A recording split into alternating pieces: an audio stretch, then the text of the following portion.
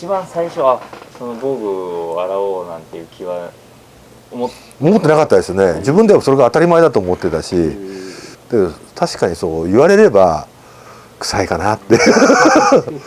僕はね、その子供が始めるまではずっと休んでたんですよね。いつまでやってらっしゃるんですか？25ぐらいまで。でそれからずっとやんなくて42、3で復活組です。リバ犬。リバ犬ですね。今7なんです。ああすごい。リバ犬です。肉離れもしました。アキレス腱も切りました。やりました。アキレス腱。もう心と体のバランスが取れてないみたいな。俺はまだいけるぞみたいな。でプチッと切るという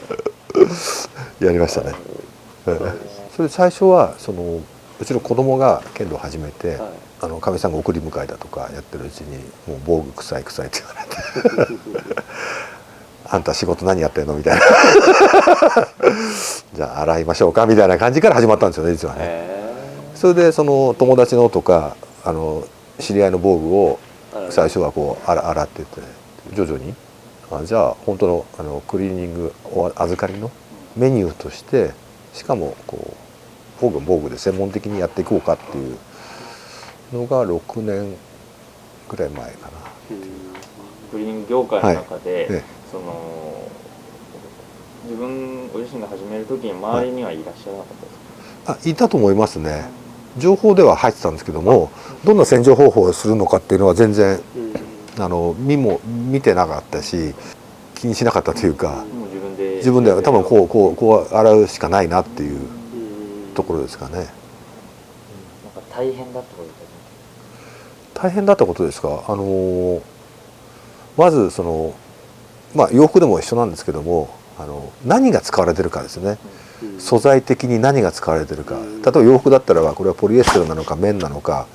ウールなのかカシミヤなのか絹なのか、素材の種類だとかどういったものが使われてるのかっていうところが最初がこう分かんなかったんで、変な話ここでちょん切ってみたり何入ってるのとか面のタレのところをもう使わない古くなったやつをビャーッと切ってみて全部ほぐしてみて、この順番こうやって入ってるんだとかっていうのを何個か、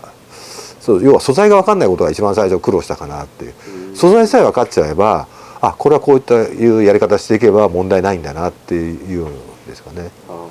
ばこの拳の鹿の毛が入っているものもあったりそうでないものもあったり、でも仕掛けに合わせていけば以下はもう綿かポリエステルかっていう形になってくるので、鹿ちゃんの毛もいろいろとあるんだなっていうのが分かってきてそういうのがコテなんかは汗の匂いじゃなくてコテをそのまま嗅ぐとこれ鹿の匂いなんだ、鹿毛の匂いなんだっていう、要は鹿毛が洗浄されてねえかなみたいになるとちょっとどんどんその匂いが出てきちゃうんですよ、洗うと。素材自体の匂いが匂いがあるんだなっていうことで、特に昔のコテなんかその素材の元の匂いがきついものがあったりするものもありましたよね。今はもうだいぶないんですけども、そういう素材が分かることが一番苦労するっていう。やっぱ中の素材なんですよね。素材がどんなもの使われてるかが見抜ければ結構いけるみたいな感じですね。家庭で洗える方法、洗う方法とかっていうのは、言ってみればみんな知っちゃったらお願いしに来なくなっちゃう可能性もあるじゃないですか。それでも教えてくださるのはなぜなんですか？やっぱりスポーツとか武道なんですけども、ある程度臭いとかって言われたくないなとかっていうのがまず一番ですよね。やっぱり清潔も武道のうちの一つであるだろうし、きれいに道具を使うっていうこともこれからやっぱり大切なことだなと思いますね。その一つだから皆さんが洗いことによってきれいな防具で剣道できれば余計いいのかなって、より一層いいのかなと思いますけどね。来なくなっちゃうっていうこともあるかもしれないけど、それはそれでね、剣道やる人たちが清潔になってきれいになって、より一層それがいろんな技にね反映されていいこともできるようになってくれば、それはそれでいいのかなと思いますけどね。まず洗えるんだっていうことを分かってもらうことも今一番大切なのかな。それと臭いと言って剣道を離れてしまう子供たちもいなくなるようにはねお母さんたちを含めて、本当ですよね。うん、それだけはねもったいないなと思うんでね、長くやってもらいたいので。どうしよう、注文止まっちゃったら面倒くさくなったら検線に検線出してもらえばパシッときれいにしますので。一番防具の中で洗いたいっていうニーズが多いのって綿かコテか。綿とコテ大体比率的に、同じぐらいの数ですかね。コテの方が若干多いぐらいかな、若干ですね。でも